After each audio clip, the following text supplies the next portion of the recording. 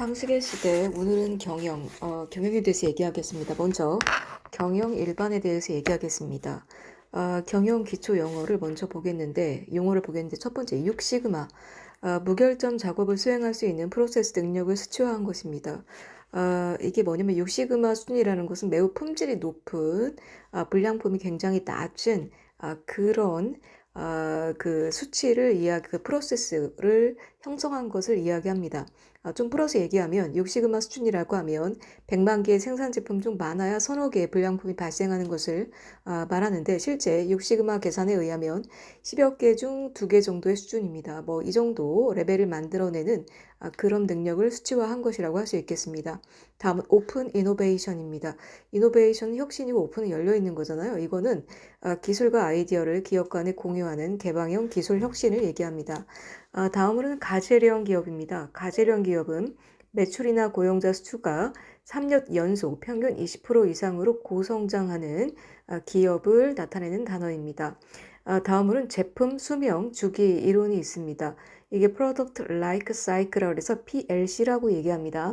제품도 생명체와 마찬가지로 생성, 성장, 쇠퇴, 소멸, 우리 보통 생로병사라고 하는 것처럼 제품도 이렇게 생성, 성장, 쇠퇴, 소멸 해간다는 제품 수명 주기 이론을 산업 분석에 응용한 것이 제품 수명 주기 이론입니다. 다음은 콘체론입니다. 이게 뭐냐면 법률적으로 독립된 기업들이 하나의 기업처럼 결합하는 형태입니다. 우리 보통 뭐 카르텔이다 이런 말 하는데, 경제 용어에서 카르텔이 뭐 선악에 있는 개념이 아닙니다. 보통 개개의 기업이 독립형을 보장하면서 약간 뭐 결합되어 있는 거를 우리는 카르텔. 근데 이 콘체로는 동일 산업 내에서 기업 합동으로 이루어진 이 트러스트와는 구별이 됩니다. 뭐냐면 법률적으로 독립된 기업들이 하나의 기업처럼 결합하는 형태를 우리는 콘체론이라고 합니다. 조금 더 설명을 하면, 여러 개의 기업이 주식 교환이나 출자 등 금융적 결합에 의해 하나의 기업처럼 수직적으로 결합하는 기업 집단을 콘체론이라고 합니다. 일반적으로 하나의 거대한 기업이 계통이 다른 다수의 기업을 지배하기 위해 형성하며 법률적으로 독립되어 있지만 실질적으로는 결합되어 있는 형태입니다. 개개의 기업의 독립성을 보장하는 카르텔, 그리고 동일 산업 내 기업 합동으로 이루어지는 트러스터. 동일 산업 내에서 기업 합동으로 이루어진 트러스터는 구별되며 각종 산업에 걸쳐 독점력을 발휘하는 특징이 있습니다. 그러니까 콘체론, 그 다음에 카르텔, 트러스트, 이거 다 어떤 기업이 하나의 형태로 뭉쳐져 있는 것이라고 생각을 하면 좋을 것 같습니다. 다음으로는 좀 많이 우리나라에서 좀 중요하게 생각하는 CSR. 보통 그 대기업의 CSR 팀이 있죠. 이게 뭐냐면 Corporate Social Responsibility. 이게 뭐냐면 기업의 사회적 책임입니다. 기업의 사회적 책임, 말 그대로 CSR입니다.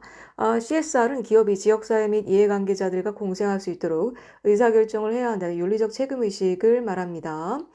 통과하겠습니다. 다음은 소호입니다. 우리 보통 소호거리 이런 말 하잖아요. 소호란 여기서 적은 인원이 작은 사무실에서 근무하는 소규모 사업장을 소호라고 합니다. 소호는 Small Office, Home Office. 이게 첫 글자를 따니까 SOHO. 약자로 작은 사무실이나 또는 자택 등에서 집에서 재택근무하는 거, 한 명이나 10명 정도의 소규모 인원이 일하는 사업장을 말합니다. 아이디어와 전문성을 갖춘 인원이 첨단 통신기기와 사무기기를 활용하여 비즈니스를 주체적으로 전개하는 것을 얘기합니다. 다운사이징 등의 경영 혁신이 일어나면서 소호가 각광을 받고 있습니다. 다음으로는 리니언시입니다. 리니언시는 원래 명사로 관대함이라는 뜻을 갖고 있는데, 어떤 의미를 갖고 있냐? 담합 행위를 한 기업들에게 자진신고를 유도하는 자진신고자 감면제입니다. 이게 상호 자기들끼리 이제 담합을 했으면 그 중에 누군가가 신고를 하면은 그거 이제 그 한마디로 담합 행위에 관련된 그 벌금을 이제 방지해주는 그런 효과라고 할 수 있겠습니다. 그래서 그 관대함이란 단어를 사용합니다. 다음은 목표 관리입니다. 우리 보통 MBO라고 하는데 Management by Objective. 이거 뭐냐면 목표에 의한 관리라고 할 수 있어요. 구성원들이 공동으로 참여하여 교육 목표를 수립하고 이에 대해 성과를 함께 측정하는 방법. 우리 몇 분기에 이번 분기에는 얼마만큼의 성과를 나누자라고 이제 목표를 짓고 이제 그 성과를 서로 이제 공유하는 거죠. 이게 바로 목표 관리라고 할 수 있겠습니다. 그다음에 맥그리거의 XY 이론. 우리 보통 X축, Y축 이렇게 얘기를 하는데 이 맥그리거의 X와의 이론은 뭘 얘기하냐? 경영자가 종업원을 통한 조직의 목표를 달성하기 위하여 종업원의 본성에 대한 파악을 해야 한다는 것입니다. 그래서 인간의 본성을 X축, Y축으로 나눈 겁니다. 그래서 X의 이론은 거의 성악설에 가깝습니다. 뭐냐면 인간은 태어날 때부터 일하기 싫어하고 강제 명령 처벌만이 목적 달성에 효과적이고 인간은 야망이 없고 책임지기 싫어하고 타인에 의한 통제가 필요하고 인간의 부정적 인식을 경제적 동기로 봅니다. 반면에 Y로는 인간의 본능적으로 휴식하는 것처럼 일하고 싶어하고 자발적 동기 유발이 중요하고 자기 통제가 가능하고 인간을 긍정적, 창조적 인간으로 봅니다. 이것을 맥그리거 XY 이론이라고 합니다. 다음으로는 기업 공개입니다. 이걸 IPO라고 합니다. Initial Public Offering. 뭐냐면 우리 보통 주식회사에서 회사가 발행한 주식을 대중에게 분산하고 재무 내용을 공시하고 주식회사 체제를 갖추는 것을 기업 공개라고 합니다. 그럼 여기서 좀 비슷한 건데 상장이라는 단어가 있어요. 상장은 뭐냐면 주식이나 어떤 물건을 매매 대상으로 하기 위해 해당 거래소에 일정한 자격이나 조건을 갖추어 등록하는 일이라고 할 수 있겠습니다. 리쇼어링입니다. 다음은 리쇼어링은 뭐냐? 이게 싼 인건비나 시장을 찾아 해외로 진출한 기업들이 본국으로 되돌아오는 현상을 리쇼어링이라고 하죠. 미국이 많이 하고 있죠. 일단 사회이사입니다. 회사 영향력 밖의 이사를 우리 사회이사라고 하는데 전문적인 지식이나 풍부한 경험을 바탕으로 기업 경영 전반에 걸쳐 폭넓은 조언과 전문 지식을 구하기 위해 선임되는 기업 외부의 비상근 이사를 말합니다. 회사 내에서 어느 정도 독립성이 필요한 일을 맡게 되며 일반적으로 대학 교수, 변호사, 공인회계사, 언론인, 퇴직관료나 기업인 등 일정 요건을 갖춘 전문가들이 사회이사가 됩니다. 다음에 사회이상권은 뭐가 있냐? 주주총회에 소집할 수 있고요. 사업계획 및 예산을 결정하고요. 재무제표 승인할 수 있고요. 신주 발행 결의합니다. 대표이사를 선임하기도 합니다. 다음은 크라우드 소싱입니다. 기업이 생산과 소비자 서비스 과정에 소비자를 참여시켜 제품을 만들어 수익을 참여자와 공유하는 방법. 우리 보통 크라우드 소싱 펀딩 막 이런 말 하잖아요. 그러니까 크라우드 대중이잖아요. 이 대중이 보통 이 생산과 서비스 과정에 참여시키는데 펀딩이라는 건 아예 그 자본금까지 투자할 수 있게 하는 거라고 할 수 있겠습니다. 그 다음에 이 크라우드 소싱은 그럼 뭐의 약자냐? 크라우드라는 대중과 외부 자원, 우리 보통 아웃소싱 준다 이런 말 하잖아요. 외부 자원을 활용하는 거, 이것이 합성어가 크라우드 소싱이라고 할 수 있겠습니다. 기업이 제품이나 서비스 개발 과정에 소비자나 대중을 참여시켜 더 좋은 제품, 서비스를 만들고 그 수익을 참여자와 공유하고자 하는 방법입니다. 네, 우리 empowerment라고 합니다. empowerment는 업무 재량을 위임해 개인 역량을 강화하는 의사결정 전략을 empowerment라고 합니다. 권한 이양이라는 뜻으로 주다라는 의미를 가진 그다음에 권력이라는 의미를 가진 power, 권력을 이제 나눠서 사람들에게 조금 그 역량을 강화하는 그런 결정 전략이라고 할 수 있겠습니다. 보통 회사는 어떻게 나눠지냐? 상법상 회사의 종류는 사원이 어떠한 책임을 지는가에 따라 네 가지의 회사로 구분합니다. 첫 번째, 합명회사. 몇 사람이 동업을 하면서 회사를 설립해 회사의 존망을 모든 사원이 함께 책임지는 회사입니다. 합자회사. 일부 사원은 투자 없이 월급 사원이죠. 일부 사원은 투자, 월급과 투자 수익을 같이 하는 거죠. 그 투자 금액은 손실을 감수해야 하는 형태의 회사로, 즉 합명 플러스 유한 회사의 형태라고 할 수 있겠습니다. 다음으로 우리가 일반적으로 알고 있는 주식회사입니다. 주식을 발행해서 여러 사람이 자본 투자에 참여할 수 있는 회사입니다. 유한 회사입니다. 사원이 일정 금액을 투자하고 그 투자 금액만큼만 책임지는 회사입니다. 다음에 우리 스탁 옵션 많이 들어보셨죠? 직원이 일정 수량의 주식을 살 수 있는 권한을 제공하는 겁니다. 기업이 임직원에게 자기 회사의 주식을 일정 수량, 일정 가격으로 매입할 수 있는 권리를 부여하는 제도입니다. 주가가 상승할 때에는 직원의 충성심과 사기의 향상을 기대할 수 있습니다. 다음은 마이스입니다. 우리 보통 마이스 산업 이런 얘기 많이 하죠.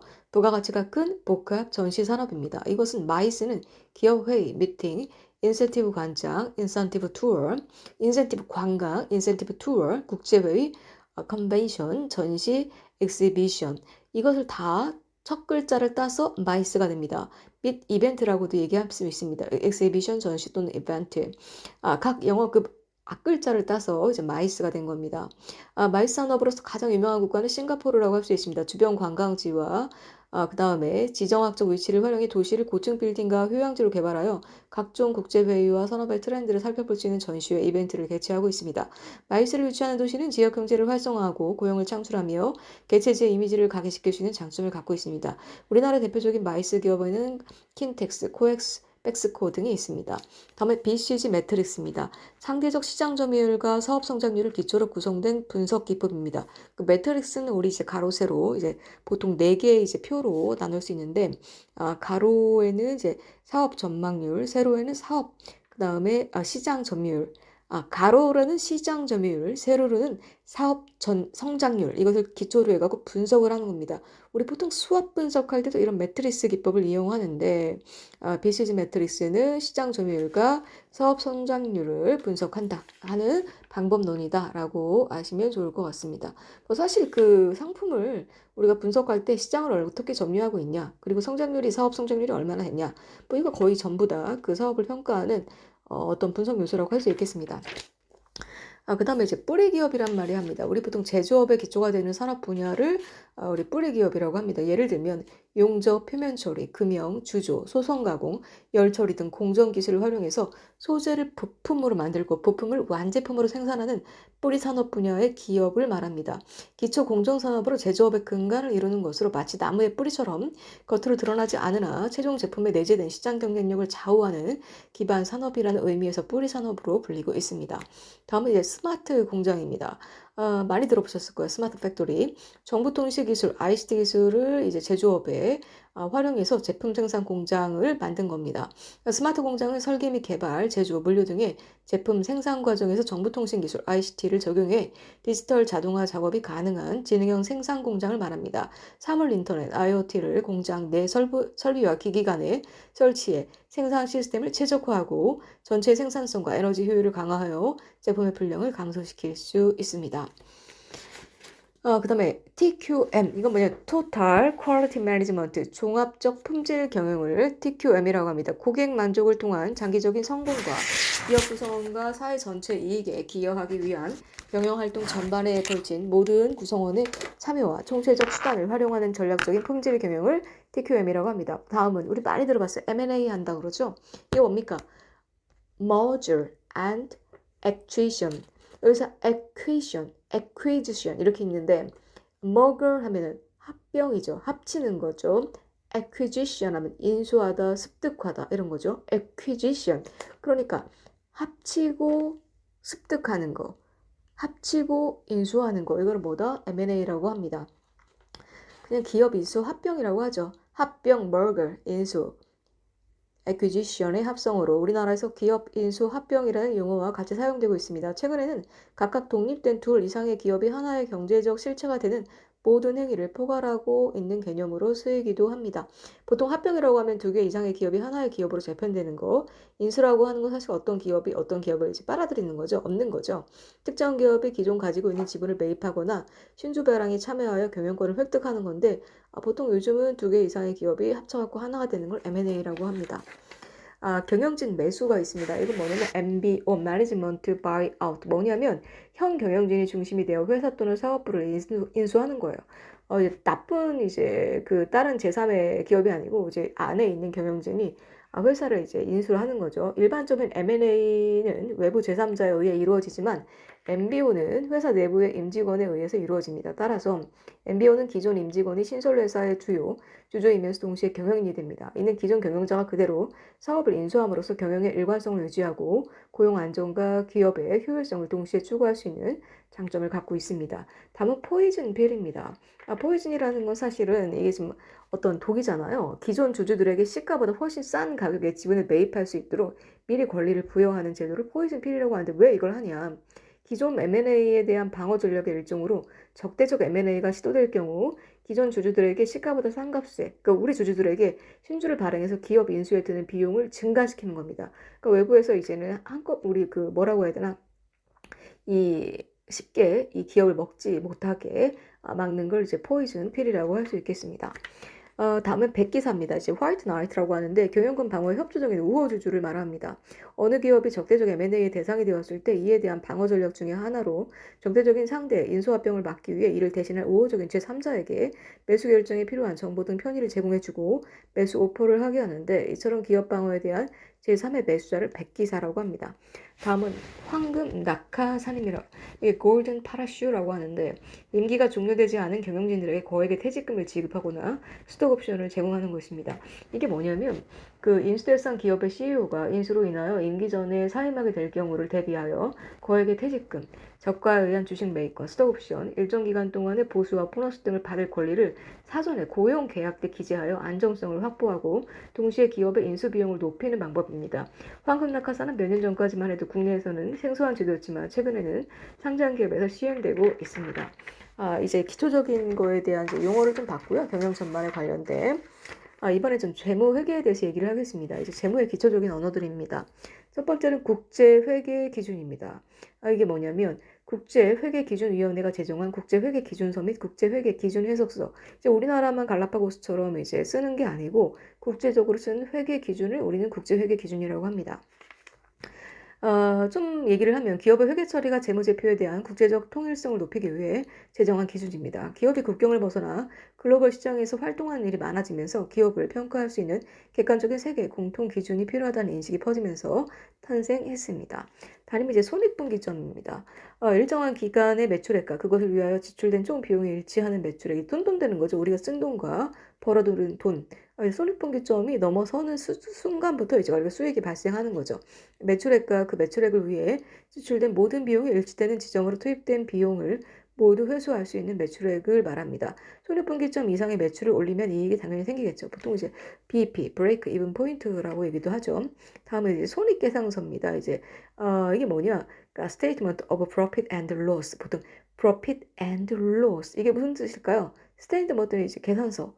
Profit은 뭘까요? 이익이고 Loss는 손익, 이제 손해를 본 거죠. 그러니까 이익과 손해의 이제 서류란 뜻이겠죠. 뭘까? 일정 기간에 있어서 일정 기간이 중요한 겁니다. 수익과 내용을 대비하여 나타낸 재무제표를 우린 손익계산서. 여기서 손익계산서는 일정 기간이 이제 포함이 되는 거죠. 재무상태표가 일정 시점에서 기업의 재무상태를 보여주는데 비해 재무상태라는 건 어떤 한 시점, 어떤 딱 그 순간을 보는 거라면 손익계산서는 어떤 기간을 본다는 점에서 좀 차이가 있다. 다시 재무상태표는 일정 시점에서 기업의 재무 상태를 보여주는 거고 손익계산서는 일정 기간 동안의 경영활동의 성과를 표시합니다. 모든 수익과 비용은 그것이 발생한 기간에 정당하게 배분되도록 처리하며 다만 미실현 이익은 단기 이익 계산에 산입하지 아니함을 원칙으로 합니다. 다음은 earning 시즌입니다. 이제 earning이란 돈을 벌어들이는 거죠. 시즌이라는 건 계절이죠. 돈을 벌어들이는 때 이거 뭘까? 기업들이 분기별, 반기별 실적 발표 시기를 얘기합니다. 기업은 일정 기간 1년에 4번 분기별 동안 실적을 발표하여 이를 종합하여 반기 보고서, 연간 결산 보고서를 발표합니다. 이때가 보통 12월인데 실적 발표가 집중되는 만큼 주가의 향방이 결정되는 중요한 시기이기 때문에 투자자들은 earning 시즌에 집중하게 됩니다. 다음은 이익잉여금 처분 계산서입니다. 기업의 이익잉여금의 변동사항을 표시한 회계보고서를 말합니다. 재무상태표, 아까 뭐라 했죠? 일정 시점이었죠. 손익계산서 뭐였죠? 일정 기간이었죠. 재무상태표, 기업의 일정 시점에 있어서 재무상태를 나타내는 재무제표가 됩니다. 다음은 현금 흐름표입니다. 우리 보통 캐시플로우라고 하죠. 정확한 명칭은 캐시플로우 테이블, 테이블은 표죠. 일정 기간 동안의 기업의 현금 흐름을 나타내는 표를 얘기합니다. 일정 기간 동안 기업이 영업활동에 필요한 자금을 어떻게 조달했고 그 조달한 자금은 어디에 사용했고 이제 명확하게 보여주는 거죠. 현금 흐름은 기업의 현금 수익과 현금 지출의 차이를 의미하는 것으로 손익계산서에서 계산되는 영업이익이나 당기순이익 등과는 다른 것을 알 수 있습니다. 다음은 자산 및 부채입니다. 유동자산. 우리 보통 유동자산 많이 하죠. 물이 흘러가도 움직이는 자산이 이제 유동자산인데, 영업활동을 수행하면서 빈번하게 변동되는 영업자산. 물이 흐른다는 건 변동하는 거죠. 유동자산은 다시 내용에 따라서 당좌자산과 재고자산으로 분류됩니다. 당좌자산이라는 건 뭐냐면 복잡한 생산 과정을 거치지 않고 즉시 현금화가 가능한 자산을 당좌자산, 재고자산이라는 건 판매를 목적으로 보유하고 있는 자산으로 판매 과정을 거쳐야 이제 현금화가 되는 것을 재고자산이라고 할 수 있겠습니다. 유동자산은 당좌자산, 재고자산으로 나뉜다. 유동자산 말고 또 이제 자산이 뭐가 있죠? 무형자산이 있습니다. 이건 뭐냐? 형태가 없는 자산이요. 영업권, 산업재산권, 특허권, 실용신안권, 의장권, 상표권, 상호권 및 상품명 포함, 레미라고 하죠. 라이센서, 프랜차이즈, 저작권, 컴퓨터, 소프트웨어, 개발비, 임차권리, 그 다음에 광어권, 어업권 및 같은 무형의 권리가 여기에 포함이 됩니다. 그 다음에 출자 전환이란 말 보통 하죠. 이게 debt equality swap. 이게 무슨 뜻이냐? 기업 부채를 주식으로 전환하는 거. 우리 보통 스와핑 해주니 안 해주니 이럴 때 swap 전환하는 거죠. 출자라는 건 뭡니까? 기업 부채를 주식으로 전환하는 걸 출자 전환이라고 한다. 좀 볼까요? 빚이 많아. 주식법 발행해. 뭐 그래서 이렇게 되는 거죠. 출자 전환은 금융기관 등이 기업에게 빌려준 돈을 현금으로 받지 않고 주식으로 받는 것을 말합니다. 빚 갚아야 되는데 주식을 이제 더 많이 발행해서 대신에 주식으로 갚는 걸 말하는 거죠. 어려움을 겪는 기업을 살리기 위한 방법으로 기업이 안고 있는 빚에 대한 이자를 내지 않고 자본으로 바꿔주는 것입니다. 보통 출자 전환이라고 하죠. 그 다음 ROI 하죠. 이게 뭘까요? Return on Investment. 이게 뭘까? 돌려주는 거, 투자로. 이게 무슨 말일까요? 총 자본 이익률을 의미합니다. 생산 활동에 투입된 총 자본이 얼마나 효율적으로 운영되어 이만큼 투자했는데 얼마를 벌었어. 이걸 나타내는 겁니다. 그러니까 ROI는 생산 활동에 투입된 총 자본이 얼마나 효율적으로 운영되고 있냐. 총 자본을 분모로 하고 당기 순이익을 분절해서 곱하기 100을 하면 총 자본 이익률 ROI가 나오죠. 다음은 PER, Price Earning Ratio. 뭡니까? 주가 수익 비율이죠. relative한 비율이고 price는 가격이죠. 그래서 earning은 벌어들인 거죠. 벌어들인 금액의 비율입니다. 기업의 수익성에 비해 주가가 고평가 혹은 저평가되었는지를 측정하는 지표입니다. 이건 뭐냐? 주당 순이익. 얼마를 벌었습니까? 주당 순이익을 분모를 두고 주가를 분자로 둬서 어때요? 이 고평가됐는지 저평가됐는지를 평가하는 지표를 우리는 PER이라고 한다. 다음 이제 마케팅. 이건 좀 우리가 뭐 주식이나 경영을 잘 모르더라도 이제 우리가 좀 인문학적인 관점으로도 이 마케팅은 사실은 많이 쓰입니다. 좀 볼까요? 마케팅 종류 여러 가지 있어요. 우리 많이 쓰는 건 레트로 마케팅. 그 레트로라는 건 옛날 향수잖아요. 소비자의 과거에 대한 향수와 추억을 자극하는 감성 마케팅 기법입니다. 또 인플루언서 마케팅이잖아요. 인플루언서 영향을 주는 사람들이죠. 인플루언서들의 영향력을 활용하는 마케팅이죠. 유튜브, 인스타그램, 페이스북 활용하는 거죠. 다음에 니치 마케팅. 니치라는 건 틈새죠. 틈새 시장 마케팅. 시장의 빈틈을 공략하는 새로운 상품을 내놓아 경쟁력을 제고시키는 마케팅. 예를 들면 남성 전용 미용실이라든지 왼손잡이 가위 뭐 이런 거 니치 마케팅이라고 할 수 있겠죠. 다음은 또 O2O 마케팅입니다. 이게 뭐냐? 온라인 투 오프라인. 온라인과 오프라인이 결합된 마케팅을 O2O 마케팅이라고 합니다. 다음은 노이즈 마케팅입니다. 자극적이고 논란이 되는 내용의 홍보로 관심을 끄는 마케팅이라고 하죠. 그다음에 데이 마케팅. 자사의 상품 판매량과 고객 수요를 의도적으로 줄이는 마케팅. 그러면서 고객 윤리를 아까 왜 그 기업은 좀 윤리가 있는 것 같아. 막 이런 좋은 이미지를 만들죠. 공익경 디마케팅의 사례는 맥도날드. 어린이는 일주일에 한 번만 오세요. 담배 포장. 건강을 해줄 수 있어요. 강원랜드 도박중독센터에서 무료로 상담해드려요. 뭐 이런 게 사실 디마케팅이라고 할 수 있겠습니다. 다음은 이제 코즈 마케팅. 이게 뭐냐? 코즈. 원인이잖아요. 기업과 사회적 이슈가 연계되어 있는 상호 이익을 추구하는 것. 이게 뭘까? 기업이 일방적으로 기부나 봉사활동을 하는 것에 나아가 기업이 공익을 추구하면서도 이를 통해 실질적인 이익을 얻을 수 있도록 공익과의 접점을 찾는 걸 코즈 마케팅이라고 합니다.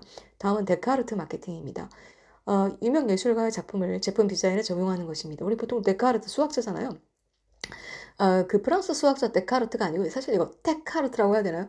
기술을 뜻하는 단어인 tech와 예술을 뜻하는 단어인 art를 합성해서 데카르트 마케팅이라고 합니다. IT 제품이나 자동차와 같은 하이테크 기술로 생산된 제품에 예술을 접목시켜 소비자의 이성과 감정을 동시에 자극하는 이런 마케팅을 데카르트 마케팅이라고 한다. 다음 그린 마케팅입니다. 환경적으로 우수한 제품이 기업 이미지를 창업함으로써 기업의 이익 실현에 기여하는 마케팅을 그린 마케팅. 환경에 기여한다 뭐 이런 거죠. 퍼플 카우 마케팅. 우리 퍼플 보라색이죠. 카우 소죠. 보라색 마케팅. 보라색 소 마케팅 뭘까요? 인상적이고 계속 화제가 되는 제품을 개발하는 보는 순간 사람들의 시선을 확 잡아 끌어 초기 소비자를 장악하는 마케팅이라고 합니다. 이렇게 눈에 확 띄는 거, 그러니까 보라색 소 마케팅이라고 할 수 있겠습니다. 퍼플카우는 보는 순간 사람들의 시선을 확 잡아끄는 추천할 만한 제품이나 서비스를 가리키는 말입니다. 디테일한 얘기는 통과할게요. 그다음에 언택트 마케팅. 언택트. 어는 뭡니까? 안 하는 거죠. 택트는 뭡니까? 컨택트. 접촉하는 거죠. 그럼 언택트는 뭡니까? 접촉하지 않는 마케팅이죠. 코로나 할 때 유행했죠. 고객과 마주하지 않은 서비스와 상품 등을 판매하는 비대면 마케팅 방식을 언택트 마케팅이라고 합니다. 언택트는 근데 사실 코로나 이후에도 굉장히 발전을 했죠. 언택트는 접촉을 뜻하는 컨택트와 이라는 반대말이죠. 접촉하지 않는다를 뜻하는 말입니다. 이는 사람과의 접촉을 최소화하는 비대면 형태의 마케팅 기법을 일컫습니다. 키오스코, 가상현실, VR 쇼핑, 챗봇처럼 매장 직원을 대신하는 첨단 기술이 발달한 덕분에 더욱 발전하고 있는 기법입니다. 근데 우리 생각해야 되죠. 그 사람들은 기술이 발전해갖고 우리가 더 편리한 것처럼 말하지만 사실은 어때요? 챗봇 같은 거 써보면 굉장히 화가 나죠. 어쩌면 소비자는 더 불편해지고 그다음에 제조하거나 이제 그 자본을 가진 사람들은 더 편하게 만드는 자본주의를 비판하는 건 아닌데 사실 우리가 이 언택트 마케팅에 있어서 정말 더 편해지는가에 대해서는 생각해 볼 필요가 있다는 거죠. 다음에 엠부시 마케팅입니다. 스폰서의 권리가 없는 자가 마치 자신이 스폰서인 것처럼 대중들을 현혹하는 그런 마케팅입니다. 보통 매복 마케팅이라고도 하는데요. 공식 스폰서의 권리를 획득하지 못한 다른 기업들이 마치 자신이 공식 스폰서인 것처럼 매복해서 그런 기대 효과를 얻고자 하는 거죠. 예를 들면 뭐 경기 중계 방송에 자사 광고를 내보내는 방식이라든지 아니면 그 대회에 참가하진 않았는데 그 선수 같은 그 작은 단위, 그 전체 스포는 못하지만 거기 참가하는 사람들과 이제 작은 단위의 계약을 맺어서 큰 효과를 내는 거. 아니면 주변 경기장 주변에 얼쩡거려 갖고 뭔가 노출해서 광고를 하는 거. 이런 보통 매복, 엠버시 마케팅이라고 합니다. 다음에 버즈 마케팅입니다. 버즈 하면 윙윙거리다 이런 뜻인데요. 이제 버즈 마케팅. 그래서 윙윙거린다 이런 마케팅이 뭐냐? 입소문 마케팅. 어떻게 보면 바이럴 마케팅이랑 좀 비슷한데 소비자가 자발적으로 상품에 대해 주위 사람들에게 긍정적으로 평을 하게 하여 그러한 기법입니다. 이 마케팅 기법을 잘 활용하려면 우선 고객과의 상호작용이 중요하겠죠. 왜냐면 고객이 그걸 본인이 말하게끔 만들어야 되니까 바이럴 마케팅과도 비슷한 의미로 쓰입니다. 그 바이럴 마케팅이라는 건 뭡니까? 이제 흡수시키는 거죠. 컴퓨터에서 자료를 다운받으면 바이러스가 침투돼서 자동적으로 이제 뭐라고 할까? 사람들의 그 문구가 따라오게 하는 마케팅, 이런 거 바이럴 마케팅인데, 이제 버즈 마케팅, 입소문 마케팅을 정확하게 우리가 보통 바이럴 마케팅이라고 하는데 정확한 의미는 버즈 마케팅이다. 이제 프로슈머는 이제 뭡니까? 이제 기업의 생산자는 프로듀서와 그 다음에 소비자, 컨셔머 이걸 합쳐서 프로슈머라는 이제 합성어가 나온 거죠. 생산자와 소비자의 경계 그 어딘가에 있는 거죠. 소비만 하는 게 아니고 생산에도 관여를 하고 뭐 이런 얘기입니다. 이거는 사실 1980년 엘빈 토플러가 제3의 물결에서 처음 사용한 용어로 생산자적 기능을 수행하는 소비자를 말합니다. 소비자들이 자신들의 욕구에 따라 직접 상품의 개발을 요구하고 심지어 유통에까지 관여하는 마케팅을 우리는 프로슈머 마케팅이라고 합니다. 이제 우리가 또 아는 이제 마케팅 전략 몇 가지를 상식적으로 아는 겁니다. 마케팅 믹스, 보통 포피, 그래서 포는 사입니다. 사. 마케팅 목표 달성을 위해 최적이 되는 요소들을 조합한 거예요. 표적 시장에서 마케팅 목표를 달성하기 위해 필요한 요소들을 조합을 말합니다. 제품, 프로덕트, 가격, 프라이스, 유통, 플레이스, 촉진, 프로모션. 뭐 여기다가 이제 사실 이 조합해갖고 마케팅 목표를 달성하는 것이 마케팅 믹스의 핵심입니다. 다 퍼플 오션. 퍼플은 보라색이죠. 그 다음에 오션은 뭡니까? 바다죠. 우리 보통 레드 오션, 블루 오션 그러죠. 레드 오션이라는 건 어때요? 이미 다 포화 상태, 블루 오션은 아직 포화가 안 된 거. 두 개를 합친 게 퍼플, 보라색이죠. 이 둘의 장점만을 따서 만든 새로운 시장을 퍼플 오션이라고 한다. 레드와 블루를 섞었을 때 얻을 수 있는 보라색 이미지를 사용합니다. 경쟁이 치열한 레드 오션에서 자신만의 차별화된 아이템을 만들어서 블루 오션을 개척한 것을 말합니다. 그 포화 시장으로 인식되는 감자칩 시장에서 이제 허니버터칩. 본인만의 어떤 아이디어를 블루를 넣었어. 퍼플 오션이 된 거죠. 초코파이 시장에서 녹차 초코파이 뭐 이런 것도 퍼플 오션이라고 할 수 있겠죠. 우리 보통 포지셔닝 이런 말 하죠. 포지션. 이제 포즈를 잡는다. 위치를 잡는다. 목표 시장에서 전략적 위치를 계획하는 걸 이제 포지셔닝이라고 하죠. 소비자들의 마음속에 자사의 제품을 경쟁사 제품과 비교하여 명확하고 차별화되며 바람직한 위치에 자사 제품이 자리 잡도록 하는 거. 어디에? 소비자들의 마음속에, 의식 속에. 이거 뭐죠? 포지셔닝이라고 한다. 스키밍 가격 전략. 스킴하면 걷어내는 거죠. 그럼 스키밍 가격 전략이랑 가격을 뭐 걷어낸다? 뭘까요? 스키밍, 프라이싱, 그다음에 스트레이티지 뭘까요 이게? 처음에 애초에 이걸 비싸게 가격을 제갖고 가격을 올린 다음에 조금씩 걷어내는 거야. 이게 신제품을 고가로 출시하는 점차 가격을 낮추는 전략을 뭐라고 한다? 스캐밍 프라이스 스트래티지. 스캐밍 가격 전략이라고 한다. 시장에 신제품을 선보일 때 고가로 출시하는 점차적으로 가격을 낮추는 전략으로 초기 고가 전략이라고도 한다. 브랜드의 충성도가 높거나 제품의 차별점이 확실할 때 사용할 수 있습니다. 다음 블랙박스 전략입니다. 블랙박스 뭘까요? 신기술에 대한 정보를 원천 봉쇄하기 위해 특허 출원하지 않는 것. 특허 출원을 한다는 건 어때요? 그 돈을 받고 사람들한테 이 기술을 참고하게끔 하는 거죠. 하지만 이거는 뭡니까? 신기술을 개발한 기업이 관련된 특허를 출원한 경우 경쟁업체가 이 기술을 참고하여 신기술이 공개되는 것을 막기 위해 아예 특허 출원을 하지 않은 채 기술을 숨기는 전략을 말합니다. 특허 출원으로 인한 수입보다 자신들만이 보유한 기술력으로 시장에서 경쟁하는 것이 더 나은 효과를 얻는다는 판단에서 활용되고 있습니다. 다음은 SWOT입니다.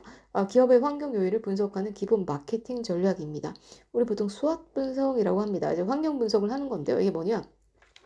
SWOT이란 기업의 내부 환경의 강점, 스트렝스, 약점, weakness, 그다음에 기회, opportunity, 위협, threat. 여기서 앞글자를 딴 마케팅 경영 기법입니다.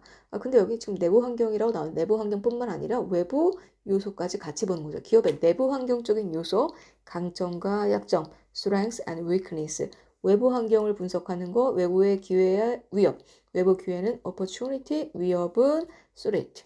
이를 토대로 소비자의 강점은 살리고 약점은 낮추고 기회를 활용하고 위협은 피하는 마케팅 전략을 수립하는 데 사용합니다. 보통 이제 갈라파고스, 우리나라 갈라파고스 아니냐 이런 말 하는데 사실 이 갈라파고스의 어원은 일본에서 나왔습니다. 기술, 서비스가 갈라파고스 증후군은 뭐냐? 기술, 서비스가 독자적인 형태로 개발되어 국제 표준에 맞지 않아 세계 시장에서 고립된 현상을 갈라파고스 증후군이라고 합니다. 조금 내용을 보면 일본의 나스노 다케시 교수가 처음 사용한 말로 전자 분야에서 최고의 기술을 보유한 일본이 세계 시장에서 단절된 상황을 이 단어로 설명했습니다. 기술력은 충분하지만 국제 표준을 무시하고 내수 시장만을 위한 제품을 생산한 탓에 90년대 이후부터 우리나라를 비롯한 외국 기업과의 경쟁에서 뒤처지게 되는 이 상황을 보고 갈라파고스라고 하는데 사실 우리나라 갈라파고스다라고 할 때는 일본처럼 그렇게 기술력이 뛰어나지도 않은데 그냥 우리나라에만 통용되는 그런 현상을 보통 갈라파고스라고 비판적으로 사용하기도 합니다. 다음은 스파 브랜드입니다. 우리 보통 스파 브랜드하면 좀 가격도 낮고 퀄리티도 낮은 거 아니야? 라고 생각을 하지만 유니클로나 뭐 자라 같은 브랜드를 봤을 때 어때요? 솔직히 말하면 내구성, 퀄리티도 좋고 가격도 합리적이죠. 그럼 여기서 말하는 스파 브랜드 우리가 알고 있는 가격 싼 거냐? 그게 아닙니다. 기획, 제작, 유통, 판매까지 모두 직접적으로 관리하는 브랜드입니다. Specialty Store Retailer of Private Label Apparel 브랜드의 약자로 여기서 specialty S 그 다음에 P는 뭡니까? private 개별적인 A는 뭡니까? apparel 이것을 그 개인적인 회사가 옷만 근데 판매하는 게 아니야. 아예 기획도 하고 제작도 하고 만들기도 하고 그 유통도 하고 판매까지 다 하는 거야. 이게 스파 브랜드입니다. 약자로 제품의 기획부터 마케팅까지 직접 관리하는 브랜드를 말합니다. 직매장을 운영하기 때문에 재고 관리 및 유통의 비용을 줄일 수 있고 이로 인해 제품의 가격도 저렴합니다. 합리적이죠. 그뿐만 아니라 상품의 회전율이 빠르기 때문에 소비자의 욕구를 또는 트렌드를 정확하고 신속하게 반영할 수 있어 소비자의 만족도가 높습니다. 그 다음에 린 스타트업입니다. 린 하면 이제 기대다 뭐 이런 건데 그래서 린 스타트업은 뭐냐? 아이디어를 빠르게 최소 요건 제품으로 제조한 뒤 시장 반응을 통해서 다음 제품 개선에 반영하는 겁니다. 아이디어를 먼저 이제 파일럿처럼 최소 요건으로 일단은 만들어 갖고 시장의 반응을 보고 다음 제품 개선에 그걸 보고 그 평가를 통해서 분석을 통해서 반영하는 걸 린 스타트업이라고 합니다. 린 스타트업이란 에릭 리스가 제안한 신규 상품 개발에 관한 상품입니다. 회사를 말하는 게 아니고 이제 상품 개발을 말하는 겁니다. 방법론으로 투자를 가능한 적게 한 상품, 최소 기능 제품을 먼저 출시하고 시장의 반응을 살핀 후 차츰 규모를 넓혀가는 방식으로 초기 실패 위험을 최소화하는 것을 말합니다. 다음은 니블링 전략입니다. 니블링. 그래서 니블링에서 니블은 뭐냐면 야금야금 먹는 걸 우리 보통 니블링이라고 합니다. 그럼 니블링 택틱스는 뭡니까? 여기서 전략인데 여기서 니블링 전략은 뭐냐? 야금야금 먹는 전략. 협상 막바지에 작은 조건을 붙여 약간의 양보를 이미 협상은 다 계약 이제 컨트랙트 계약을 했어. 근데 그 계약할 때 막판 이거 하나만 해주면 안 될까? 이것도 같이 넣어줘. 이런 게 야금야금 계약 시에 뭔가를 양보를 받아내는 거.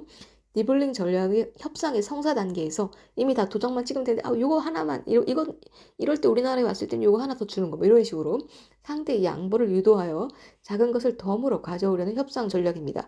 야금야금 먹는다 니블에서 유래했습니다. 대부분의 협상가들은 협상의 성사를 망치게 되는 것이 두려워 상대의 니블링을 수용하려 합니다. 왜냐하면 맹박. 왜냐하면 다 됐는데 요거 하나 들어주지 뭐 이런 거. 왜냐 뭐 이미 다 만들어진 거. 이 협상의 성사를 망치는 걸 두려워해서 웬만하면 막판에는 그 수용을 하려고 하는 그 심리를 이용한 전략이라고 할 수 있겠습니다. 그러나 능숙한 협상가는 상대 니블링을 간파하고 역 리블링 전략으로서 맞대응할 수 있습니다. 그럼 안에 카운터 리블링이라고 할 수도 있다. 네, 일단 우리가 경영의 기본적인 것을 오늘 이야기를 했습니다. 네, 다음 시간에 또 뵙겠습니다. 고맙습니다.